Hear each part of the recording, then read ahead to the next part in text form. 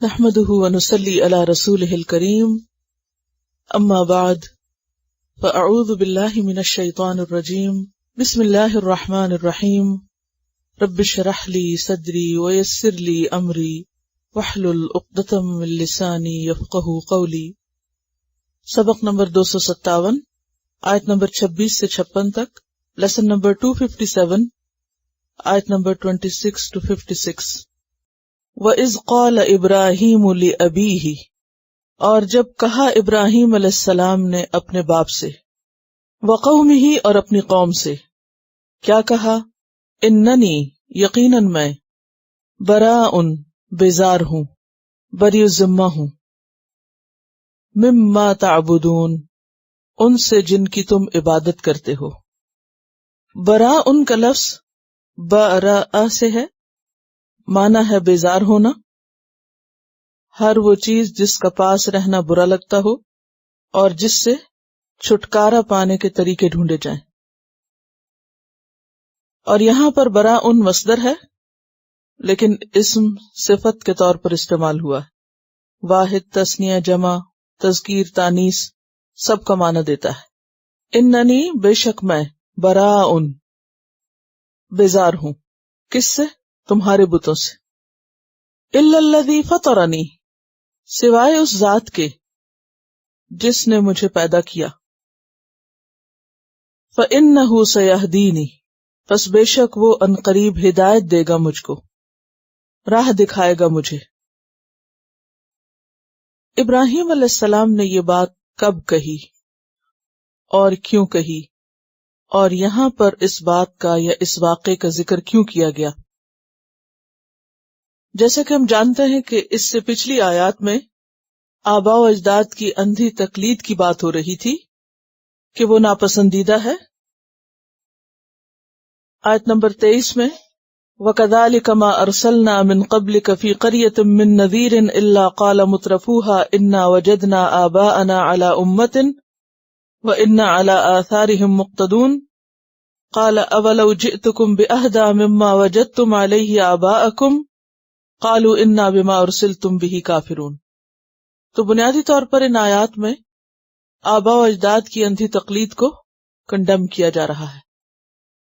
اس موقع پر ابراہیم علیہ السلام کا اسوہ حسنہ ہمارے سامنے رکھا جا رہا ہے، جو اس کی عملی مثال ہے کہ انہوں نے اپنے آباء و اجداد کے طور طریقوں کو اور پوری قوم کے رسم و رواج کو چھوڑ دیا اور اس سے بیزاری کا اظہار کیا، اعلان کیا، کھلم کھلا علل اعلان یہ بات کہی کہ میں ان کی عبادت نہیں کروں گا جن کی تم عبادت کرتے ہو سوائے اللہ رب العزت کے، کیونکہ اس نے مجھے پیدا کیا ہے اور مجھے امید ہے کہ تمہیں چھوڑنے کے بعد میرا رب مجھے صحیح رستے کی طرف رہنمائی کرے گا۔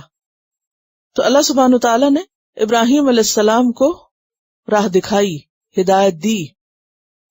یہاں پر ایک بات یاد رکھنے کی ہے کہ ابراہیم علیہ السلام کا یہ کہنا اس وقت تھا جب انہوں نے اپنے والد کے سامنے اور اپنی قوم کے سامنے حجت تمام کر دی، حق کو پوری طرح واضح کر دیا۔ ایسا نہیں کہ ان کو دعوت دی نہیں، پیغام پہنچایا نہیں، اور جب دل میں ان کو برا جانا تو آغاز میں ہی انہوں نے اعلان برات کر دیا۔ ہم دیکھتے ہیں کہ نبی صلی اللہ علیہ وسلم نے اعلان برات کھل کر کب کیا تھا؟ سورۃ توبہ کب نازل ہوئی تھی؟ 9 ہجری میں، یعنی بالکل جب سارے مشن کی تکمیل ہو گئی تو اس وقت اعلان برات کر دیا گیا کہ حق تم پر واضح ہو چکا ہے، صحیح اور غلط کی پہچان ہو چکی ہے، اب کوئی جواز نہیں رہتا کہ میں تمہارے ساتھ رہوں۔ اس بات کا اعلان کیوں ضروری ہوتا ہے کہ میں تمہارے طریقوں سے، تمہارے عقائد سے، تمہارے رسم و رواج سے بیزار ہوں، بری الذمہ ہوں؟ کیونکہ اگر انسان ایسا نہیں کرتا تو وہ بھی انہی میں سے شمار ہوتا ہے اور ایک طرح سے خاموش مددگار ہوتا ہے۔ مثلاً آپ برائی کو دیکھتے ہیں، اس کو برا نہیں کہتے، لوگوں کو سمجھاتے نہیں، اور پھر سمجھانے کی تمام حجتیں پوری کرنے کے بعد یہ نہیں کہتے کہ میں اس کا حصے دار نہیں، تو اس کا مطلب کیا ہے کہ آپ خاموش تائید کر رہے ہیں، کہ آپ راضی ہیں اس پر۔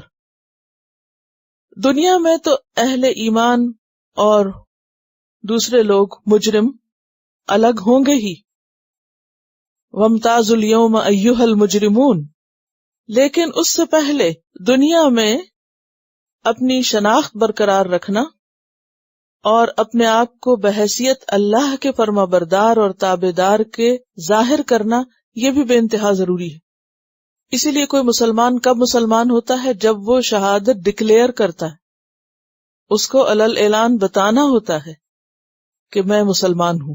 کیونکہ اگر ایک شخص دل ہی دل میں مسلمان ہے اور اس کے گھر والوں کو بھی نہیں پتا اور اس کے آس پاس کے لوگوں کو بھی نہیں پتا، تو وہ عبادت کس طرح کرے گا؟ وہ فوت ہو جاتا ہے تو اس کا جنازہ کون پڑے گا؟ وہ دفنایا کہاں جائے گا؟ وہ کن کے درمیان مرے گا اور وہ کن کے درمیان اٹھے گا؟ تو ایک مسلمان ہونے کے لیے، اللہ کا بندہ بننے کے لیے یہ ضروری ہوتا ہے کہ انسان اپنے اسلام کا اظہار کرے، مسلمان نظر بھی آئے۔ تو اسی لیے ابراہیم علیہ السلام کیا کہتے ہیں؟ وَإِذْ قَالَ إِبْرَاهِيمُ لِأَبِيهِ وَقَوْمِهِ إِنَّنِي بَرَاءٌ مِّمَّا تَعْبُدُونَ إِلَّا الَّذِي فَطَرَنِي فَإِنَّهُ سَيَهْدِينِ، کہ میں اپنے رب کی طرف جا رہا ہوں، میں اپنے رب کا بندہ ہوں۔ تو گویا عبادت کا تقاضا کیا ہے کہ انسان سب سے بڑھ کر کس کا وفادار ہو؟ اللہ کا، جس نے اسے سب کچھ عطا کیا اور پھر اس کے بعد ان کو چھوڑ کر گئے۔ اور ابراہیم علیہ السلام بھی اب یہاں سے ہجرت کریں گے۔ وَجَعَلَهَا، اور اس نے کر دیا اس کو، کس نے؟ ابراہیم نے۔ کس کو؟ ہاں، اس کو، یعنی اس بات کو، کلمتاً باقیتاً، کلمہ بات، باقیتاً باقی رہنے والی، فی عقبہ اپنی اولاد میں، توحید کی بات کو اس نے باقی چھوڑا آخری بات کے طور پر، کہاں؟ اپنی اولاد اور اپنی نسل میں۔ عقب کہتے ہیں پاؤں کے پچھلے حصے کو، ایڑی کو، ہیل کو، اور بطور استعارہ بیٹے، پوتے اور ان کے آگے بچوں کو، یعنی بعد میں آنے والی نسل۔ لعلہم، تاکہ وہ، یرجعون، رجوع کریں، پلٹ آئیں۔ ابراہیم علیہ السلام نے اپنے بیٹوں کو اور پھر یعقوب جو ان کے پوتے تھے، انہوں نے بھی آگے اپنی نسلوں کو کیا تاکید کی کہ اللہ نے تمہارے لیے اس دین کو چن لیا ہے، تم نہ مرنا مگر اس حال میں کہ مسلمان ہو۔ یعنی مرنے سے پہلے ابراہیم علیہ السلام اس بات کی تاکید کر کے گئے، اور صرف تاکید ہی نہیں کی بلکہ دعائیں بھی مانگی، رب اجعلنی مقیم الصلاۃ ومن ذریتی ربنا وتقبل دعا۔ جب اللہ سبحانہ وتعالیٰ نے ابراہیم علیہ السلام کو امامت دی، قال انی جاعلک للناس اماما، تو انہوں نے کیا کہا؟ قال ومن ذریتی، کہا میری اولاد کا کیا ہوگا؟ قال لا ینال عہد الظالمین، ظالموں کو میرا وعدہ نہیں پہنچے گا۔ پھر آپ دیکھیے کہ ابراہیم علیہ السلام جب خانہ کعبہ بنا رہے تھے اسماعیل علیہ السلام کے ساتھ، تو اس وقت کیا کہہ رہے تھے؟ وَجَعَلْنَا مُسْلِمَيْنِ لَكَ وَمِن ذُرِّيَّتِنَا أُمَّةً مُسْلِمَةً لَكَ، وہاں بھی کھڑے ہو کے اولاد کی دعا مانگ رہے، اولاد کی ہدایت کی دعا مانگ رہے۔ پھر اس کے بعد مزید وہیں پر ایک اور دعا بھی مانگتے ہیں کہ اس ہدایت کے لیے ربنا وابعث فیہم رسولا منہم یتلو علیہم آیاتک ویعلمہم الکتاب والحکمت ویزکیہم۔ یہ ہے ابراہیم علیہ السلام، اور یہ ہے وہ اسوہ حسنہ جس کی ہمیں بھی پیروی کرنی ہے، کہ صرف خود مسلمان نہیں بننا بلکہ اپنی نسلوں کو بھی اس راستے پر ڈالنا ہے۔ وَجَعَلَهَا، ایک بات تو جعل کا جو فاعل ہے ابراہیم علیہ السلام، اور دوسرا جب انہوں نے کہا میں اللہ کی طرف جاتا ہوں تو اللہ نے بنا دیا اس بات کو باقی رہنے والا کلمہ ان کی اولاد میں، یعنی اللہ نے بھی پھر نبوت انہی کی اولاد میں رکھی۔ اس لیے ان کے بعد ہم جتنے بھی انبیاء کے نام پڑھتے ہیں وہ کسی نہ کسی طرح ابراہیم علیہ السلام ہی کی نسل سے ہیں۔ لعلہم یرجعون، شاید کہ وہ رجوع کریں، لوٹ آئیں، پلٹ آئیں۔ کس کی طرف؟ توحید کی طرف، اللہ کی طرف. اسی لیے فرمایا وَمَن يَرْغَبُ عَن مِّلَّةِ إِبْرَاهِيمَ إِلَّا مَن سَفِهَ نَفْسَهُ، اور کون ہے جو منہ موڑے ابراہیم کے طریقے سے مگر جو اپنے آپ کو حماقت میں مبتلا کرے. اگر ہم سب سمجھتے ہیں کہ یہ طریقہ اچھا طریقہ ہے اور اللہ نے اسے ہمارے لیے پسندیدہ طریقہ بتایا، تو پھر اس طریقے سے منہ موڑنے والا کون ہے اللہ کی نظر میں؟ وَمَن يَرْغَبُ عَن مِّلَّةِ إِبْرَاهِيمَ، ملت ابراہیم کیا تھی؟ توحید کا طریقہ. إِلَّا مَن سَفِهَ نَفْسَهُ وَلَقَدِ اصْطَفَيْنَاهُ فِي الدُّنْيَا وَإِنَّهُ فِي الْآخِرَةِ لَمِنَ الصَّالِحِينَ.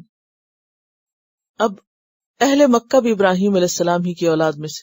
آپ کو یہ تو معلوم ہے کہ ابراہیم علیہ السلام تو کلدانی قوم میں سے تھے، یعنی موجودہ عراق کے علاقے سے تھے، اور ہجرت کر کے وہ مکہ کی طرف گئے اور وہاں انہوں نے اپنی اولاد کو بسایا، اور اسی طرح فلسطین کی طرف گئے اور ایک حصہ وہاں بسایا. اور اہل مکہ انہی کی آل اولاد میں سے وقت گزرنے کے ساتھ ساتھ کس طرح اپنے باپ ابراہیم کی تعلیم سے بالکل اجنبی ہو گئے. یہ تاریخ ہمارے سامنے ہے کہ ایک شخص کتنا بھی سنسیئر ہو، لیکن اگر کتاب باقی نہیں رہتی، تعلیمات باقی نہیں رہتی، تو نسلیں ہدایت پر قائم نہیں رہ سکتی. بیرونی اثرات ان میں اثر کر جاتے ہیں. اور یہ بھی ایک فیکٹ ہے، مکہ کے رہنے والوں کے اندر شرک کون لایا تھا؟ انہی کے اولاد کا ایک شخص عمرو بن لحی، بہت انفلوئنشل شخص تھا، اور وہ تجارت کے لیے دور دراز کے سفر کرتا تھا. تو شام کے علاقے میں اس نے لوگوں کو بت پرستی کرتے دیکھا اور وہاں سے اٹھا لایا مکہ کے لیے بھی. اور پھر چونکہ مکہ مرکز تھا، وہاں حج عمرے کے لیے لوگ آتے تھے، وہاں سے دیکھ کر وہ بت پرستی پورے عرب میں پھیل گئی. وہ جراثیم ہر طرف چلے گئے، اور پھر ہر قبیلے نے اپنا اپنا بت بنا کے مکہ میں لا رکھا. اور یوں جب نبی صلی اللہ علیہ وسلم تشریف لائے تو 360 بت تھے وہاں پر. وہ شخص جس نے اس شہر میں اپنی اولاد، اپنی بیوی اور بچے کو تنہا اس لیے لا کے بسایا تھا کہ دنیا کے باقی حصے شرک سے بھرے ہوئے ہیں، ایک وقت آیا کہ شیطان نے اسی کی اولاد کو اغوا کر لیا، اور پھر اللہ نے رسول بھیجا، اور پھر توحید کا پیغام واپس اس علاقے میں جم گیا. تو اللہ تعالیٰ کسی کی کوششوں کو ضائع نہیں کرتا. اگر کوئی انسان سچا ہے اور بظاہر ایک وقت ایسا نظر آئے کہ جیسے کوششیں ضائع ہوتی نظر آتی ہیں، لیکن جس چیز کی حفاظت کا ذمہ اللہ لے وہ نہیں ضائع ہوتی. ابراہیم علیہ السلام کے لیے اللہ سبحانہ وتعالیٰ نے اگر آگ کو ٹھنڈا کر دیا تھا، یہ کوئی معمولی بات ہے؟ آگ ٹھنڈی ہو جائے کسی کے لیے، کیونکہ اللہ کی تابع ہے نا، وہ جس کے لیے جو چاہے کر دے. تو ہر انسان کا معاملہ اللہ کے ساتھ. کسی بھی انسان کے سامنے سچا ہونے سے زیادہ کیا ضروری ہے؟ ہم سب اللہ کے ساتھ سچے ہو جائیں. اپنے دلوں کو ٹٹول کر دیکھیں کہ ہمارے دلوں میں کیا حسرتیں ہیں، کیا خواہشات ہیں، ہم اپنی اولاد کے لیے کیا چاہتے ہیں، کیا تمنا ہے اپنی اولاد کے لیے، کیا سوچتے ہیں، کیا بنے وہ. بل متعت ہؤلاء، اب اہل مکہ کے حال پر تبصرہ ہے کہ یہ کیوں اپنے قریبی آبا و اجداد کی پیروی میں شرک کر رہے ہیں اور کیوں اندھا دھند ان کی تقلید کر رہے ہیں. اس کی وجہ یہ ہے کہ متعت ہؤلاء، میں نے ان کو دنیاوی زندگی کے سامان سے بہرہ مند کر دیا. متاع کا لفظ متاع سے، میں نے انہیں دنیا کا سامان خوب دیا. وآباءہم، اور ان کے آبا و اجداد کو. حتی جاءہم الحق، یہ سلسلہ چلتا رہا یہاں تک کہ ان کے پاس حق آ گیا. حق سے مراد یہاں قرآن مجید ہے، توحید کا پیغام ہے. ورسول مبین، اور رسول مبین آ گیا جو کھلم کھلا ہدایت کی باتیں انہیں بتا رہا ہے. لیکن ان کو دیکھو انہوں نے کیا کیا. وَلَمَّا جَاءَهُمُ الْحَقُّ، اور جب آ گیا ان کے پاس حق یعنی قرآن مجید، قَالُوا هَذَا سِحْرٌ، کہنے لگے یہ تو جادو ہے، قرآن کو جادو کہہ دیا. وَإِنَّا بِهِ كَافِرُونَ، اور بے شک ہم اس کے انکاری ہیں. اور لگے باتیں بنانے، کیا. وَقَالُوا، اور کہنے لگے لولا نزل هذا القرآن على رجل من القريتين عظیم، لولا کیوں نہیں، نزل نازل کیا گیا، باب تفعیل سے مجہول ہے. هذا القرآن، یہ قرآن یعنی جس کو اوپر حق کہا گیا، سچی بات. علی رجل کسی شخص پر، من القریتین دو بستیوں میں سے، عظیم یعنی رجل عظیم کسی عظیم شخص یعنی دنیاوی اعتبار سے جاہ و مال رکھنے والا شخص جو ہے، اس پر کیوں نہیں یہ قرآن اترا؟ یہ تو بہت بڑا شرف ہے، اور اس کے لیے کسی بہت بڑے آدمی کو، ان کے خیال میں جو بہت بڑے ہوتے ہیں ان کو منتخب کیا جانا چاہیے تھا۔ اور قریتین سے مراد طائف اور مکہ ہے، اور اشارہ ہے ان کا ولید بن مغیرہ کی طرف جس کو ریحانۃ قریش کہا جاتا تھا، اور عروہ بن مسعود الثقفی کی طرف جو اہل طائف میں سے تھا، کہ یہ دو عظیم الشان سردار جو ہیں یہ اس لائق تھے کہ ان کے سپرد یہ کام کیا جاتا۔ محمد صلی اللہ علیہ وسلم کے سپرد یہ کام کیوں کیا گیا؟ ان کو کیوں چنا گیا؟ اس پر اللہ تعالیٰ فرماتے ہیں اہم یقسمون رحمت ربک، کیا وہ تقسیم کرتے ہیں تیرے رب کی رحمت؟ اور رحمت سے مراد یہاں نبوت ہے، کہ نبوت کس کو دی جائے کس کو نہ دی جائے یہ کس کا فیصلہ ہے؟ یہ کس کی تقسیم ہے؟ اللہ کی، اور اللہ نے اس بات کا فیصلہ ان کے ہاتھ میں نہیں رکھا کہ یہ ڈیسائیڈ کریں کہ کس کو چنا جانا چاہیے۔ نحن قسمنا بینہم معیشتہم، ہم نے تقسیم کر دیا ان کے درمیان ان کا سامان زندگی، معیشت کہتے ہیں دنیا کا سامان، فی الحیات الدنیا، دنیا کی زندگی میں۔ یہ دنیاوی ساز و سامان جس کی وجہ سے یہ لوگ اپنے آپ کو بڑی چیز سمجھتے ہیں اور جس کی وجہ سے یہ بڑے کہلاتے ہیں، یہ تو ہم ہی نے ان کو دیا ہے۔ وَرَفَعْنَا بَعْضَهُمْ فَوْقَ بَعْضٍ دَرَجَاتٍ، اور بلند کیے ہم نے ان میں سے بعض کے بعض پر درجات، یعنی دنیاوی دولت میں، دنیاوی سٹیٹس میں بعض کو بعض سے اونچا کر دیا، کسی کو مالک بنا دیا، کسی کو غلام بنا دیا، کسی کو امیر بنا دیا، کسی کو غریب بنا دیا۔ اس تقسیم کی وجہ سے حقیقی معنوں میں کوئی بڑا چھوٹا نہیں ہوتا۔ اللہ کی نظر میں ایک فقیر سب سے بڑا ہو سکتا ہے اور ایک امیر ترین سب سے حقیر اور ذلیل ہو سکتا ہے، کیونکہ اس کے ہاں بڑائی کا معیار مال نہیں، یا جاہ یا رتبہ یا مرتبہ اسٹیٹس نہیں، یہ تو دنیاوی ضرورت ہے۔ لِيَتَّخِذَ بَعْضُهُمْ بَعْضًا سُخْرِيًّا، تاکہ بنا سکے ان میں سے بعض کو خدمتگار، بعضهم یعنی غنی امیر، بعضاً فقیر کو، کمزور کو، سخریًا خدمتگار مددگار۔ اللہ نے کسی کو زیادہ مال دیا اور کسی کو کم اور محتاج بنا دیا کم دے کے، تاکہ وہ جس کے پاس زیادہ اس کا کام کر سکے، اور اس کو زیادہ دیا تاکہ وہ دوسرے کو مال دے کر اپنا کام نکلوا سکے۔ سخریہ کا لفظ جو ہے یہ سین خیرے سے، سخر یسخر کہتے ہیں مذاق کرنے کو، اور سخر یسخر کہتے ہیں کسی کو تابعدار بنانا، اور سخر یسخر تسخیر بھی جبرن کسی سے کام لینا، تابعدار بنانا۔ اور سخریہ یعنی بے اجرت نوکری اور بیگار لینے کے لیے بھی آتا ہے، اور با معاوضہ خدمت کے لیے بھی آتا ہے، اور مجبوری کے معنوں میں بھی۔ تو سخریہ جو ہے تابع ہونے کے لیے، جیسے مسخر کرنا نہیں پڑا آپ نے، یعنی بعض کو بعض کا تابعدار بنا دیا تاکہ وہ ان سے کام لے سکے، اس لیے کہ اگر سب کو برابر کا بنایا جاتا تو کوئی کسی کے کام نہ آتا۔ اب دیکھیے کہ اگر سارے لوگ ایک ہی طریقے پر پیدا کر دیے جاتے تو دنیا کا نظام چل نہیں سکتا تھا۔ مثلا اگر سب لوگ سائنٹسٹ ہوتے، لیبارٹریز تو خوب آباد ہوتی ہیں لیکن مارکیٹس کا کیا ہوتا؟ اسی طرح اگر سب کو کھیتی باڑی کا شوق ہوتا تو پھر باقی کام کون کرتا؟ سب اگر ڈاکٹر بن سکتے ہوتے تو پھر نرسز کون ہوتے؟ تو بات یہ ہے کہ یہ اللہ کی تقسیم ہے، اس نے کسی کو ایک طرح کا شوق دیا، کسی کو ایک طرح کا ذہن دیا، کسی کو ایک قسم کی ذہانت دی، کسی کو دوسرے قسم کی، کسی کا ذہن ایک چیز میں بہت چلتا ہے، کسی کا دوسرے میں، کسی کو ایک قوت کسی کو دوسری قوت، تاکہ دنیا کا نظام چلے۔ یہ اونچ نیچ تو اللہ نے صرف اس لیے رکھی ہے، اس سے کسی کا حقیقی مقام متعین نہیں ہوتا کہ دنیاوی اعتبار سے اگر کوئی بڑا ہے تو آخرت میں بھی بڑا ہوگا، یہ تو اس سے ثابت ہوتا ہی نہیں۔ اور دنیا تو چند روز کی ہے، جس کے پاس ہے اس کے لیے بھی آزمائش ہے، اور جس کے پاس نہیں اس کے لیے بھی امتحان ہے۔ وَرَحْمَةُ رَبِّكَ خَيْرٌ، اور تیرے رب کی رحمت اچھی ہے، بہتر ہے. کس سے؟ مما یجمعون، اس سے جو وہ جمع کر رہے ہیں. جو کچھ عروہ بن مسعود کے پاس ہے اور جو ولید بن مغیرہ کے پاس ہے، اس سے بڑھ کر ہے یہ چیز جو محمد صلی اللہ علیہ وسلم کو دی گئی.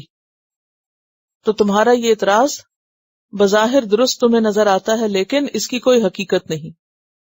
اور یہ اعتراضات سارے نہ ماننے کے بہانے تھے.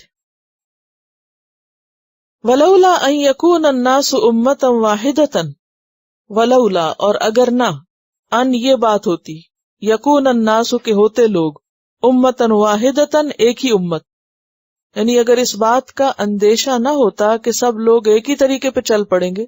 کون سے طریقے پر؟ کفر کے. لجعلنا، البتہ ہم بنا دیتے، لمن یکفر، واسطے اس کے جو کفر کرتے ہیں، بالرحمن، رحمان کے ساتھ، لبیوتہم سقفا، ان کے گھروں کے لیے چھتیں. سقف سیلنگ کو کہتے ہیں جو اندر سے نظر آتی ہے. من فدۃ، چاندی کی، ومعارج، اور سیڑھیاں، معراج کی جمع اسمالہ ہے. علیہا، جن پر، یظہرون، وہ چڑھتے ہیں، یعنی ان کی چھتیں اور ان کی سیڑھیاں چاندی کی بنا دیتے. وَلِبُيُوتِهِمْ، اور ان کے گھروں کے لیے، ابواباً، دروازے، باب کی جمع. وَسُرُرًا، اور تخت، سریر کی جمع، سرور سے ہے. علیہا، جن پر، یتکئون، یہ تکیہ لگاتے. وَزُخْرُفًا، اور سونے کے، زیب و زینت والے. زخرف کا اصل معنی ہوتا ہے زینت، چونکہ سونا بھی زینت ہے اس لیے اس کو زخرف کہا گیا. تو بیسیکلی فضہ، چاندی، اور سونا جو ہے، ان دونوں کا ان آیات میں ذکر ہے کہ اگر یہ ڈر نہ ہوتا کہ سارے لوگ کفر کی طرف پھر جائیں گے تو اللہ تعالیٰ دنیا میں لوگوں کو سونے اور چاندی کی چھتیں اور سیڑھیاں اور دروازے اور ان کے جو تخت ہیں، یعنی بیٹھنے کی جگہیں، یہ سب کچھ دے دیتا. یعنی لوگوں کے گھروں کے دروازے پھر سونے کے ہوتے اور ان کے بیٹھنے کی مسندیں بھی سونے کی ہوتی اور اسی طرح سیلنگز بھی سونے کی ہوتی ہیں. یعنی بہت زیادہ ڈیکوریشن جو کہ سلور اینڈ گولڈ پر مبنی ہوتی وہ ان کو دیتا. اتنا کچھ دنیا میں دے دیتا لوگوں کو. لیکن اللہ نے ایسا نہیں کیا کیونکہ پھر لوگوں کے لیے ایمان قبول کرنا اور زیادہ مشکل ہو جاتا. اب دیکھیں کہ اس وقت دنیا میں اتنا کچھ نہیں بھی لوگوں کے پاس، پھر بھی لوگ چھوٹی چھوٹی چیزوں پر ایمان بیچ دیتے ہیں، دین چھوڑ دیتے ہیں، دین کو خیر بعد خدا حافظ کر دیتے ہیں دنیا کی خاطر. اور اگر اس سے زیادہ ملتا تو پھر تو جتنے اب ٹھہرے ہوئے اتنے بھی نہ ٹھہرتے اور زیادہ آزمائش بڑی ہو جاتی. وَإِن كُلُّ ذَلِكَ، اور نہیں یہ سب کچھ، لما، مگر، متاع الحیات الدنیا، دنیا کی زندگی کا سامان، یہ سب دنیا کی زندگی کا معمولی سامان ہے. والآخرۃ عند ربک للمتقین، اور آخرت تیرے رب کے نزدیک تقوی والوں کے لیے ہے، جو کہ اصل خوبصورت جگہ ہے. اور ایک حدیث میں بھی آتا ہے کہ اگر اللہ کے نزدیک دنیا کا وزن مچھر کے پر کے برابر بھی ہوتا تو وہ کسی کافر کو ایک گھونٹ، اور ایک روایت میں آتا ہے ایک بوند بھی پانی کی نہ دیتا. لیکن چونکہ اس دنیا کی اللہ کے نزدیک تو کوئی ویلیو ہے ہی نہیں جس کی بنیاد پر لوگوں کی قدر و قیمت ناپی تولی جاتی ہے، تو اسی لیے اللہ سبحانہ وتعالیٰ کو اس بات کی کوئی پرواہ نہیں کہ وہ اپنی رحمت یعنی نبوت اور اپنے دین کے کام کے لیے کس کو چن رہا ہے. یہ تو انسانوں کے پیمانے اور معیار ہیں کہ کس کے پاس کتنا ہے، اور دنیاوی رونق اور شان و شوکت کی کتنی چیزیں کس کے پاس ہیں. اللہ کے کام کے لیے ان بنیادوں پر کسی کو نہیں چنا جاتا کہ کس کے پاس مال کتنا ہے، یا ڈگری کتنی بڑی ہے، یا جاب کتنی بڑی ہے، یا اس کی شہرت کتنی زیادہ ہے. یہ بنیادیں نہیں ہوتی اللہ کے کام کے لیے چنے جانے کی. اللہ اپنے دین کی خدمت کے لیے کسی اور بنیاد پر چنتا ہے، اس کا پیمانہ کچھ اور ہے. لیکن ہم چونکہ دنیا سے محبت ہے، لہٰذا ہر وہ چیز جو دنیاوی رونق اور زینت کی ہے اگر وہ کسی کے پاس زیادہ ہے تو اسی کو خوش قسمت سمجھ بیٹھتے ہیں. اور اسی پہ حسرت کرنے لگتے ہیں کہ کتنا لکی ہے فلاں، کیا کچھ ہے اس کے پاس، منہ کھلے کا کھلا رہ جاتا ہے۔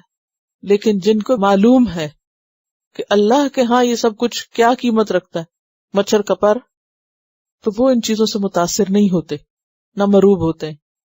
تو اس لیے اہل مکہ کو یہ سمجھایا جا رہا ہے کہ تم بھول کا شکار ہو، کیونکہ ان کے سردار ہی زیادہ انکار کر رہے تھے، بڑے لوگ ہی انکار کر رہے تھے، اور وہ سمجھتے تھے کہ بڑائی تو ہمارے پاس ہے، لہٰذا نبوت پر بھی ہمارا ہی حق تھا، ہمیں کو یہ سب کچھ ملنا چاہیے تھا، اور اگر ہمیں ملتا تو پھر تو ہم ضرور مان جاتے۔ تو انہیں بتایا جا رہا ہے کہ حق کے لیے کسی کا دنیاوی اعتبار سے بہت کامیاب ہونا معیار نہیں ہے، یہ کرائیٹیریا نہیں ہے، کیونکہ اللہ تعالیٰ نہ کسی کا مال دیکھتا ہے اور نہ کسی کی شکل دیکھتا ہے، وہ کیا دیکھتا ہے؟ دل اور اعمال دیکھتا ہے کہ وہ کیسے ہے۔ وَمَن يَعْشُ عَن ذِكْرِ الرَّحْمَنِ، اور جو اندھا ہو جائے رحمان کے ذکر سے۔ یعشو کا لفظ جو ہے عین شین واو سے، رات میں کہیں جانے کا ارادہ کرنا، اور ہر ارادہ کرنے والا عاشی کہلاتا ہے۔ ہم نے تو نام رکھا ہوا نا عاشی، کمزور نگاہ والا۔ عاشی کا لفظی معنی کیا ہوتا ہے؟ عشوا اندھی اونٹنی کو کہتے ہیں، جو اس کو پتہ نہیں چلتا، وہ ایسے منہ اٹھا کے کبھی کدھر کو چل دیتی کبھی کدھر کو۔ اور عشاء اندھیرے کا وقت، اور عشاء ڈنر جو رات کو کھایا جاتا ہے۔ اور عشو تو عنہ ہوتا ہے، یعنی عاشا عن کا مطلب ہوتا ہے کسی سے منہ پھیر لینا، نہ دیکھنا، آنکھیں بند کر لینا۔ بنیادی طور پر یہ اندھے پن اور نگاہ کی کمزوری کے لیے آتا ہے۔ وَمَن يَعْشُ عَن ذِكْرِ الرَّحْمَنِ، اور ذکر سے مراد یہاں قرآن ہے۔ جو رحمان کے ذکر یعنی قرآن سے آنکھیں بند کر لے، اندھا ہو جائے، پھر کیا ہوتا ہے؟ نقیض لہو شیطانا، ہم اس پر شیطان مسلط کر دیتے ہیں۔ نقیض کا لفظ قاف یہ ضاد سے ہے۔ قیدن انڈے کے چھلکے کو کہتے ہیں۔ انڈے کا چھلکا انڈے کو ہر طرف سے گھیرے ہوئے ہوتا ہے، فلی کنٹرول میں ہوتا ہے، کہیں سے کوئی سوراخ نہیں ہوتا۔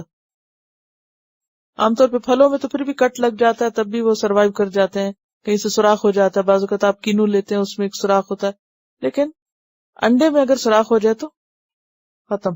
تو قیز جو ہے وہ انڈے کا چھلکا ہے جو انڈے کو چاروں طرف سے اپنے کنٹرول میں رکھا ہوتا ہے۔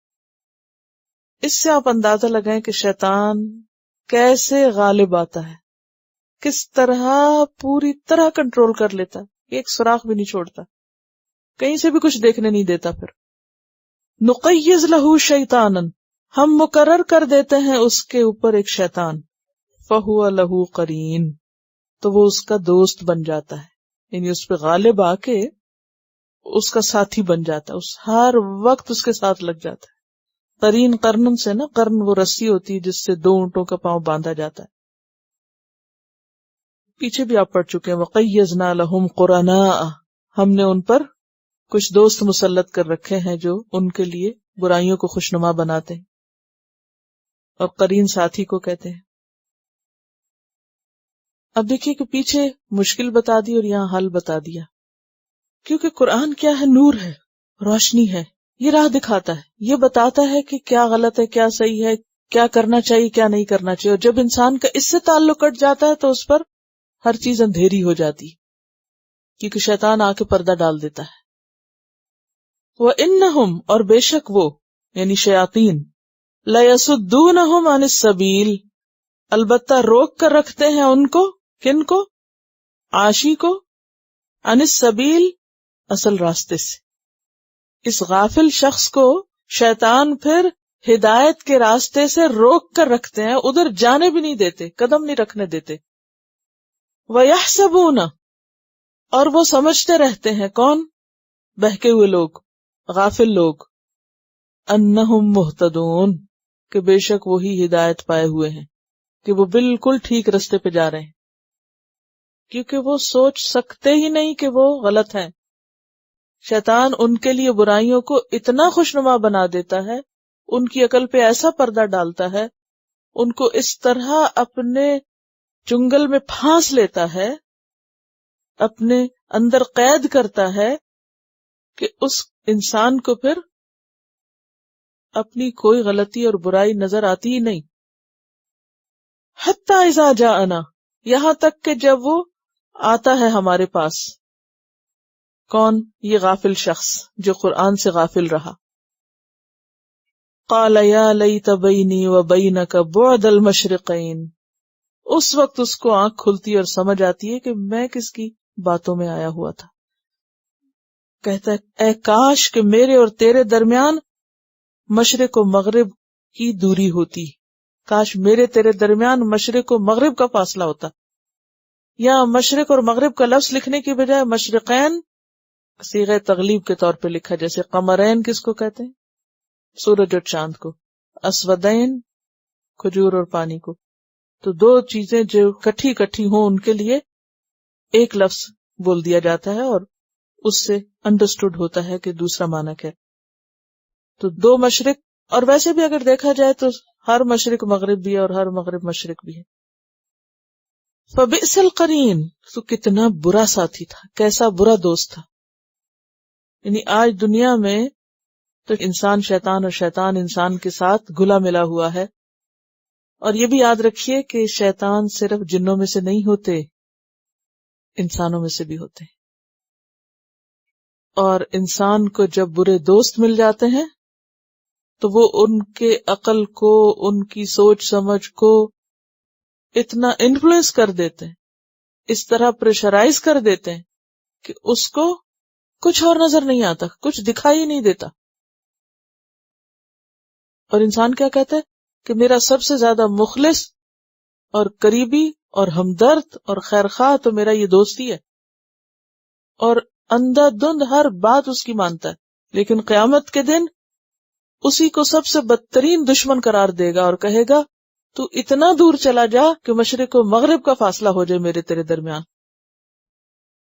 وَلَن يَنفَعَكُمُ الْيَوْمَ، اور ہرگز نہ فائدہ دے گا تم کو آج، یعنی یہ کہنا اور یہ چیخنا چلانا، اذ ظلمتم، جب کہ تم ظلم کر چکے، انکم، بے شک تم، یعنی سب دوست، فی العذاب، عذاب میں، مشترکون، مشترک ہو، شریک ہونے والے ہو.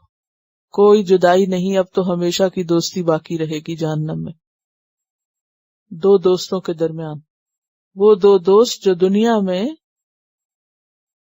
جس کو وہ قرین بنائے ہوئے تھے نا دنیا میں، اب اس سے پناہ مانگ رہا ہے. روایات میں آتا ہے کہ جب انسان قبر سے نکلے گا نا تو جو نیک لوگ ہوں گے فرشتے ان کو آ کے تھام لیں گے، اور جو برے لوگ ہوں گے تو شیطان کے پیچھے چلنے والے شیطان ان کا ساتھی بن جائے گا، ان کے ساتھ چمٹ جائے گا، اور پھر وہ اس وقت اس سے پناہ مانگے گا. یعنی انسان انہی کے بیچ میں اٹھے گا. حشر کس کے ساتھ ہوگا؟ جس سے محبت کرتا ہوگا انسان. وہ حدیث سب کو یاد ہے، المرء مع من احبہ، انسان اسی کے ساتھ ہوگا جس سے وہ محبت کرتا ہوگا. تو آخرت میں جس سے دنیا میں دوستی ہوگی اسی کے ساتھ قیامت کے دن بھی اٹھنا ہوگا. اور اس وقت انسان تمنا کرے گا کہ کاش کہ میرے تیرے درمیان دنیا میں اور آج مشرق مغرب کا فاصلہ ہوتا، میں تجھے نہ پہچانتا نہ جانتا. لیکن اللہ تعالیٰ فرمائیں گے کہ اس بات کا آج کوئی فائدہ نہیں، یہ سب باتیں ہیں، تم سب عذاب میں مشترک ہو. لیکن اس حقیقت کو جاننے کے باوجود بہت سے لوگ نہیں سمجھتے. اس لیے کیا فرمایا، افانت تسمع الصم، کیا پھر تم سنواؤ گے بہروں کو، سم اسم کی جمع ہے، او تہدی العمی، یا تم راہ دکھاؤ گے اندھوں کو، ومن کان فی ضلال مبین، اور اس کو جو کہ کھلی گمراہی میں مبتلا ہے. کیونکہ محبت اور دوستی ایسی چیز ہوتی ہے جو انسان کو اندھا کر دیتی ہے. یعنی ایک بلائنڈنس کی کیفیت ہوتی ہے کہ جس میں انسان کو اچھے برے کی پہچان نہیں ہوتی. اور اس کو ہر شخص ایکسپیرینس کر سکتا ہے کہ ماں باپ سے بڑھ کر، کسی استاد سے بڑھ کر انسان کس کی بات زیادہ مانتا بھی ہے اور سمجھتا بھی ہے اور اس کے پیچھے چلتا بھی ہے. دوست، پیئر پریشر کس کو کہتے ہیں؟ قیامت کے دن انسان اسی چیز کو ملامت کرے گا. لیکن اللہ کی خاطر جو دوستی ہوگی اور جس میں انسان کا ایمان بڑھے گا اور اللہ کی اطاعت بڑھے گی، وہ دوست عرش الہی کے سائے تلے بھی ہوں گے، اس کا ریوارڈ بھی بہت بڑا.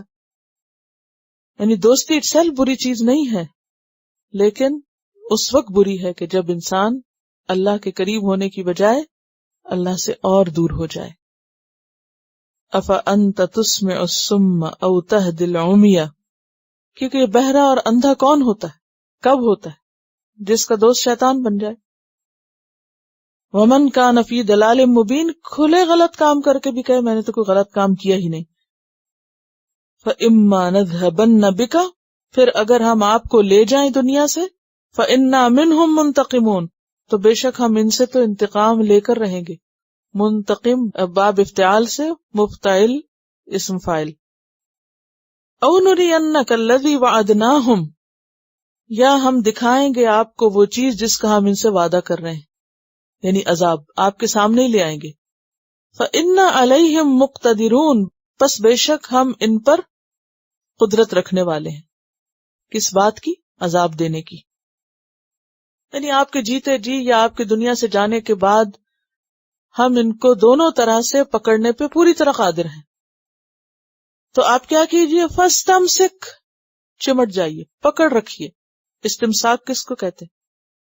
اس طرح پکڑنا کسی چیز کو کہ ہاتھ سے جانے نہ پائے، ہاتھ سے نکلنے نہ دینا، روک لینا.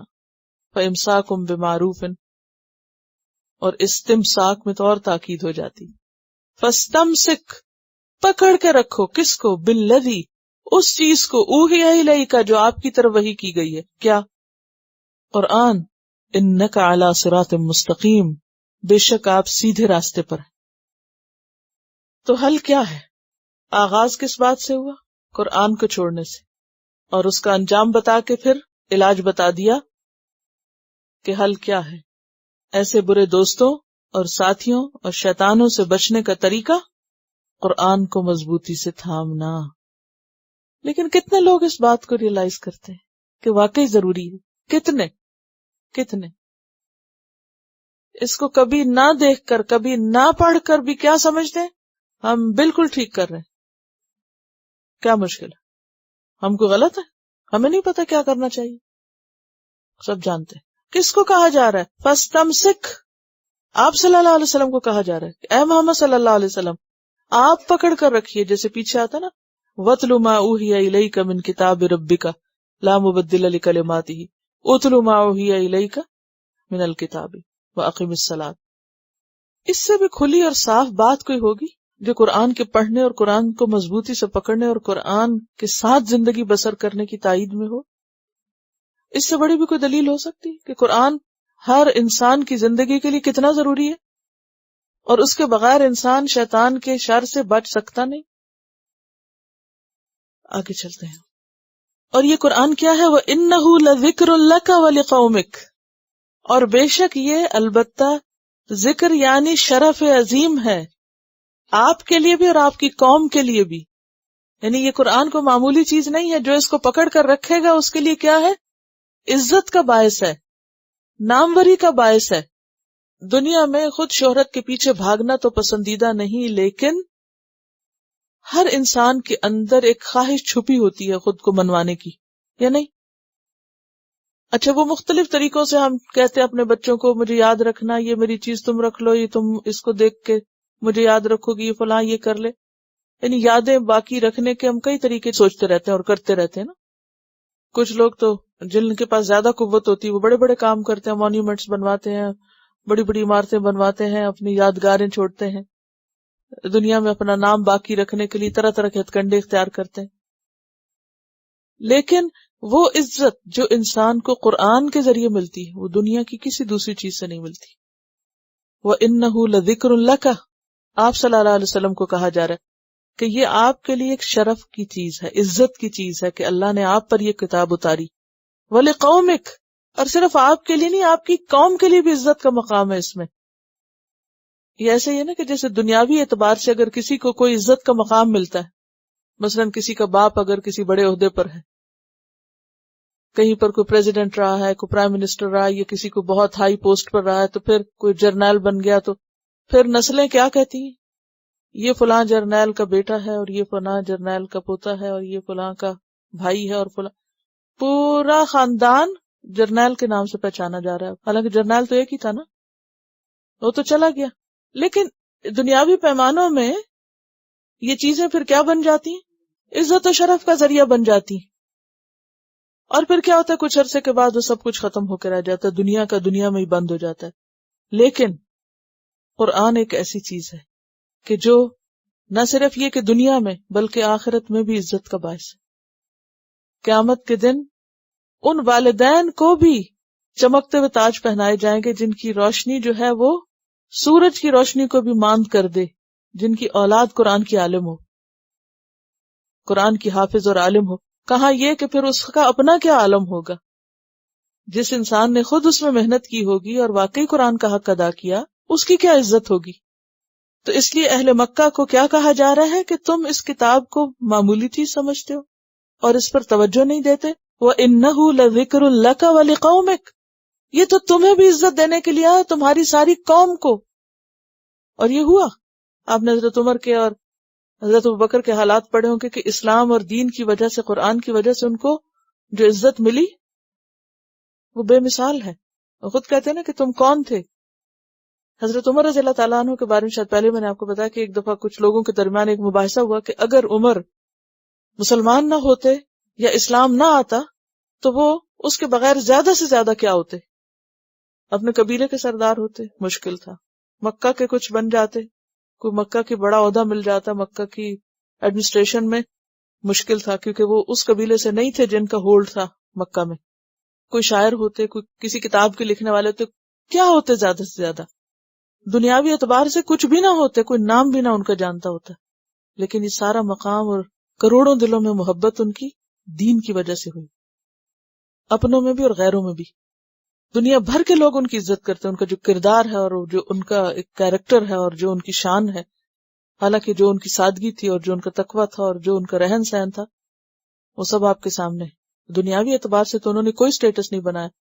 وہ تو بیت المقدس فتح ہو رہا ہے اور وہ غلام اونٹ پہ بیٹھا ہوا ہے اور وہ مہار تھام کے جا رہے ہیں. انہوں نے اپنی دنیاوی سٹیٹس کو بڑھانے کی کوئی فکر نہیں کی، لیکن اللہ نے واقعی ان کا سٹیٹس بڑھا دیا.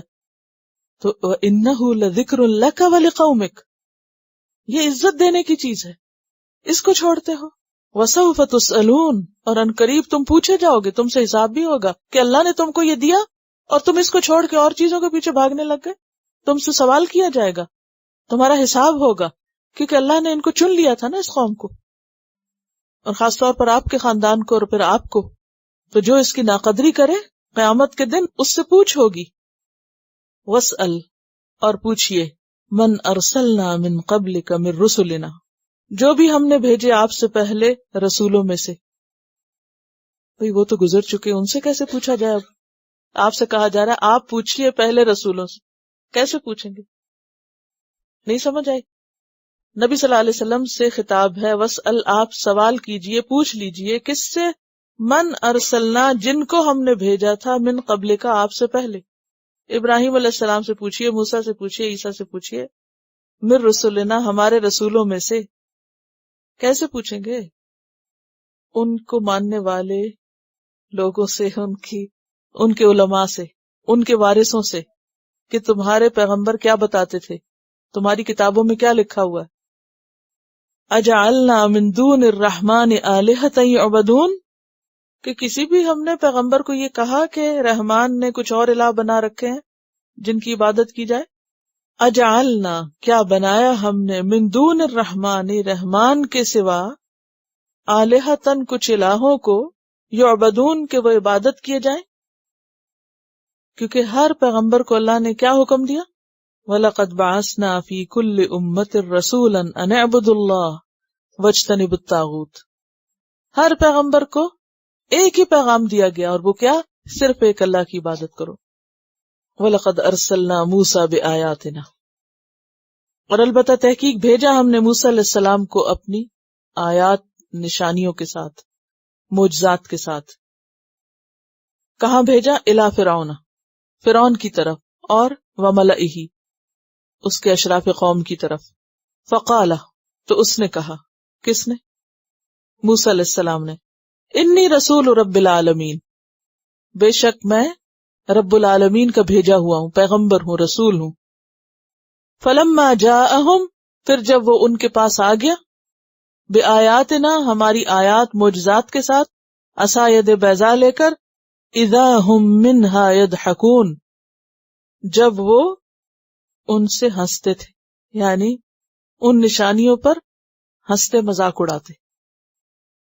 اور پھر اس کے بعد وما نریہم من آیۃ، اور نہیں ہم دکھاتے کوئی بھی آیت، کوئی بھی نشانی، الا ہی اکبر من اختہا، مگر یہ کہ وہ بڑی تھی اپنی بہن سے. یعنی پہلی نشانی سے بڑی نشانی آتی، یعنی ایک کے بعد ایک عذاب جب قوم موسیٰ پہ آتا تو وہ کیا کہتے.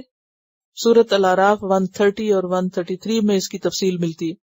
وَلَقَدْ أَخَذْنَا آلَ فِرْعَوْنَ بِالسِّنِينَ وَنَقْصٍ مِّنَ الثَّمَرَاتِ، کہ ہم نے آل فرعون کو قحط میں پکڑا، پھلوں کی کمی میں. فَأَرْسَلْنَا عَلَيْهِمُ الطُّوفَانَ، ان پہ طوفان بھیجا، وَالْجَرَادَ ٹڈیاں، وَالْقُمَّلَ جوئیں، وَالضَّفَادِعَ مینڈک، وَالدَّمَ خون کی بارش، آیات مفصلات، ایک کے بعد ایک مصیبت ان پہ بھیجی.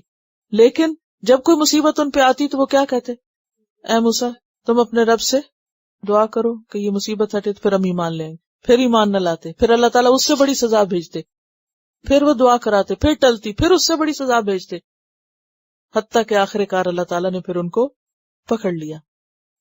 وَأَخَذْنَاهُمْ بِالْعَذَابِ، اور پکڑا ہم نے ان کو عذاب کے ساتھ، لَعَلَّهُمْ يَرْجِعُونَ تاکہ وہ پلٹیں.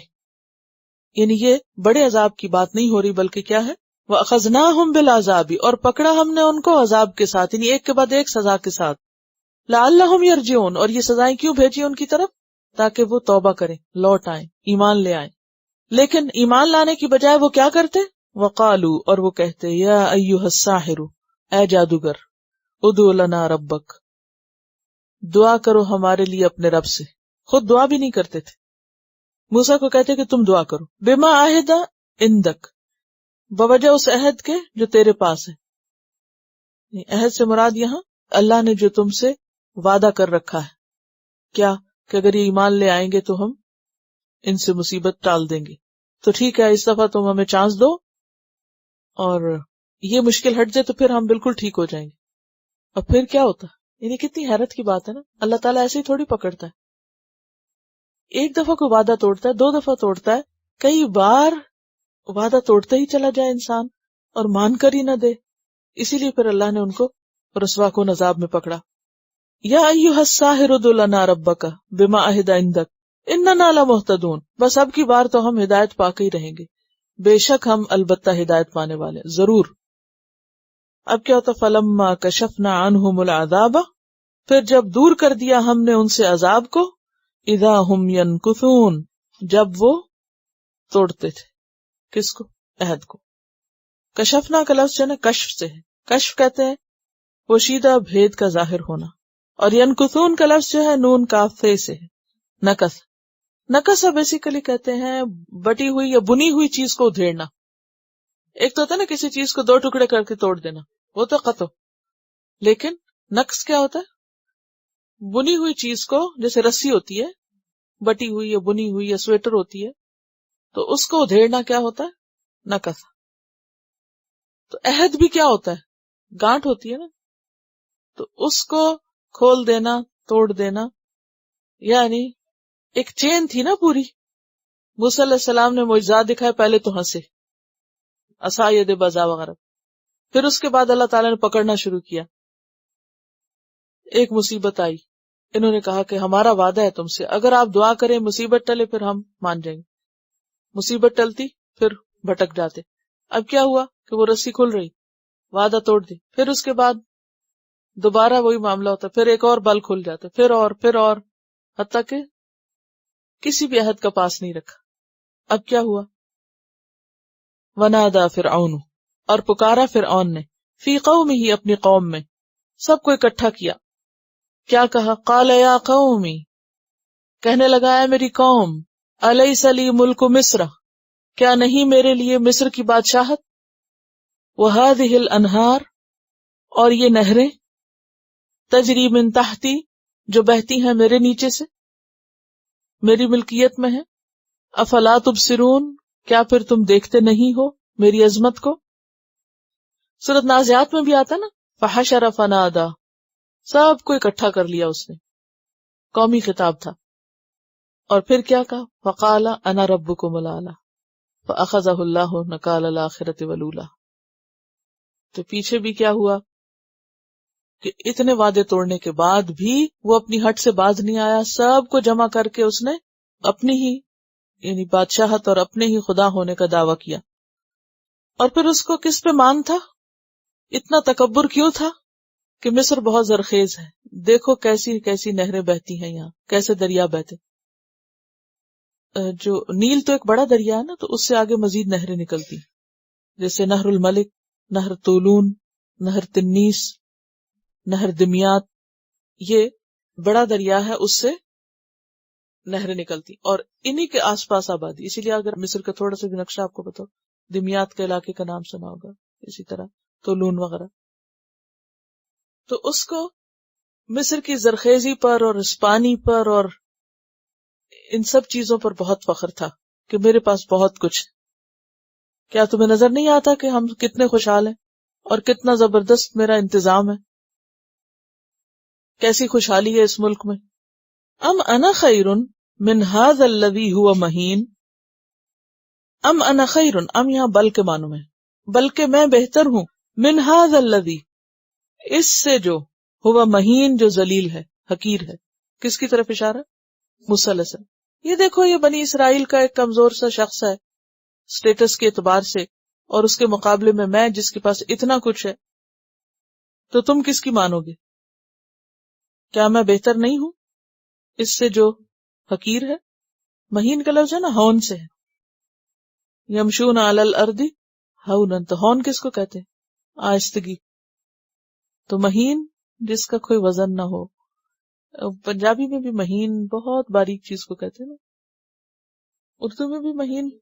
اچھا مہین، اوکے. تو ہلکے اور باریک اور بے نام سے، یعنی معمولی چیز کے لیے بھی آتا ہے، جالی سے بھی باریک.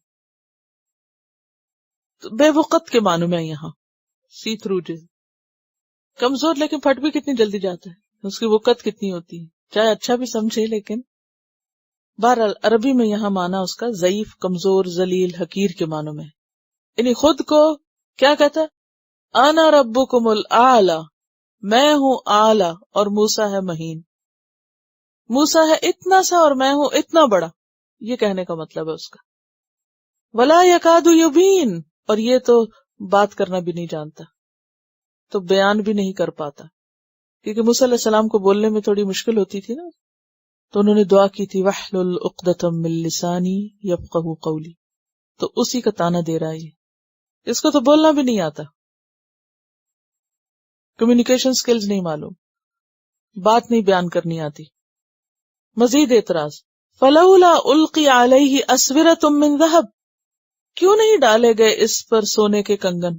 کیونکہ ان کے ہاں بڑا بتانے کے لیے بادشاہوں کو خاص طور پر کنگن پہنائے جاتے تھے کہ جو انہیں ممتاز کریں دوسروں سے.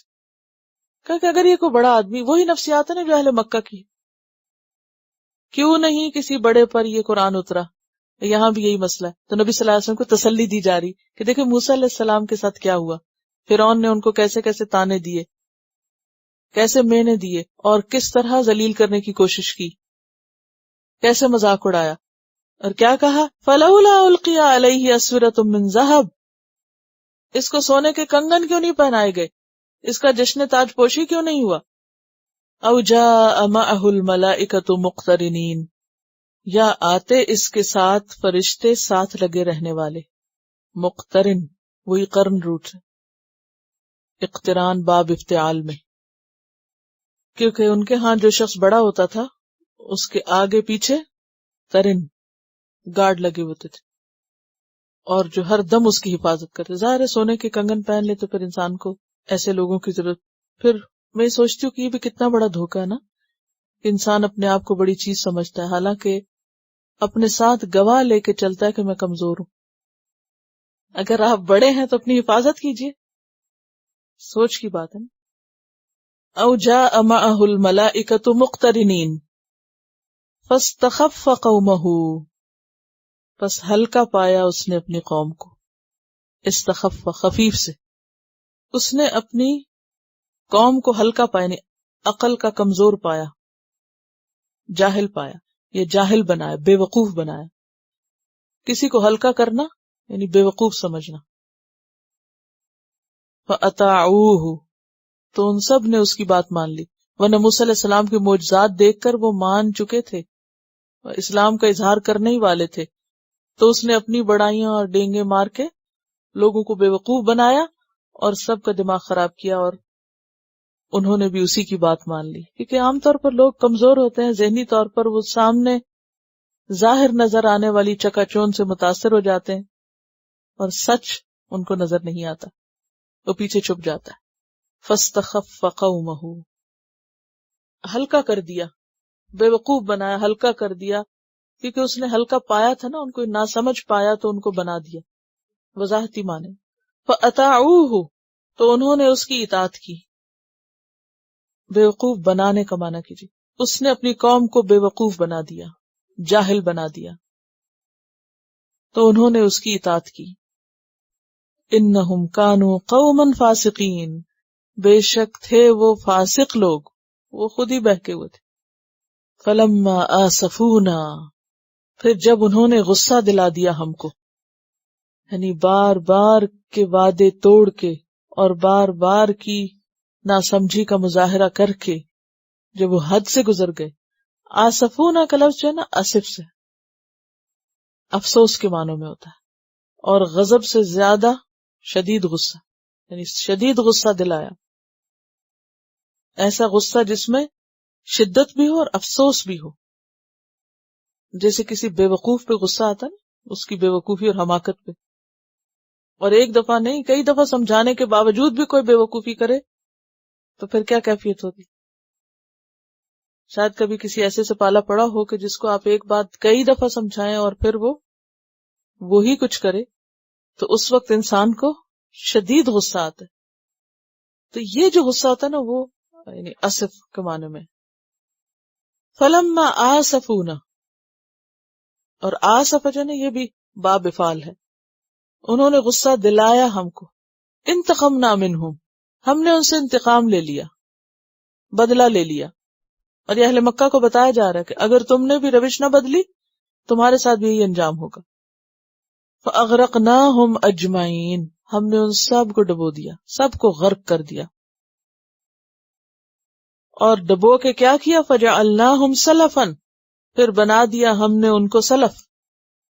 سلفہ کا لفظی معنی ہوتا ہے کسی کام یا چیز کا گزر جانا، پیش رو. اور سالف کی جمع ہے یہ سلف. جیسے خادم کی جمع کیا ہوتا ہے؟ خادم کی جمع خدم. خدم حشم نہیں پڑھا کبھی؟ خدم. خادم کی جمع خدم اور سالف کی جمع سلف. اور سلف سودا سلف کبھی پڑھا لفظ؟ وہ بھی اسی سے ہے. سلف کہتے ہیں وہ تجارت جس کی قیمت پہلے دے دی جائے، یعنی ایڈوانس پیمنٹ پہ کیا ہوا سودا، تو وہ سلف ہوتی ہے، سودا سلف. ٹھیک ہے. اور اسی سے لفظ پھر اسلاف ہے. ہمارے اسلاف کہتے ہیں نا ہم سب، ہمارے اسلاف گزشتہ دور میں گزری ہوئی نسلیں. اور سلف صالح کس کو کہتے ہیں؟ صحابہ کرام اور تابعین اور تبع تابعین، یعنی وہ نیک لوگ جو پہلے گزرے، انہی کی طرف نسبت کر کے لوگ اپنے آپ کو سلفی کہتے ہیں. نام سنا ہوگا سلفی. جی. تو سلف جو ہوتے ہیں وہ اچھے بھی ہوتے ہیں اور خلف بھی ہوتے ہیں. فجعلناہم سلفا تو بنا دیا ہم نے ان کو سلف، یعنی پیش رو، رہنما، امام. ومثلا اور مثال، یعنی تمثیل. اور مثال کیا ہوتی؟ یعنی قابل عبرت نمونہ، عبرت کے لیے ایک نمونہ بنا دیا. للآخرین پچھلوں کے لیے، بعد میں آنے والوں کے لیے. فَأَهْلَكْنَا أَشَدَّ مِنْهُمْ بَطْشًا وَمَضَى مَثَلُ الْأَوَّلِينَ الزخرف کے 8 نمبر آیت میں آپ پڑھ چکے ہیں. تو بات یہ ہے کہ قوم موسیٰ کا انجام بھی یا قوم فرعون کا انجام یہی ہوا کہ انہوں نے اللہ کو ناراض کیا، وعدے توڑ توڑ کر. اللہ نے ان کو پکڑ لیا اور ان کو سب کے لیے عبرت کا نمونہ اور نشان بنا دیا. سبحانک اللہم و بحمدک نشہد ان لا الہ الا انت نستغفرک و نتوب الیک. السلام علیکم و رحمۃ اللہ وبرکاتہ. Quran vocabulary 100%. The best application to understand Quran. Study with flashcards. Word list. Learn 25% of Quran vocabulary in 7 days. Multiple MCQs to practice and test vocabulary. Single choice. Multiple choice. True, false. Bookmark difficult words. Study wrongly answer words. Test your skills. 12 essential grammar lessons at Learn Quranic Grammar. You can select number of word to study from bookmarks. Select number of times wrongly answered words for study. Test your skills with multiple choice, flashcard, true, false, matching words and single choice MCQs. Grammar lessons are available in PDF format. Native Quranic and Urdu fonts. Available at Google Play and Apple App Stores.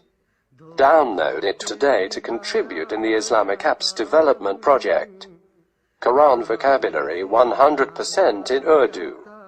Visit smartappsweb.com.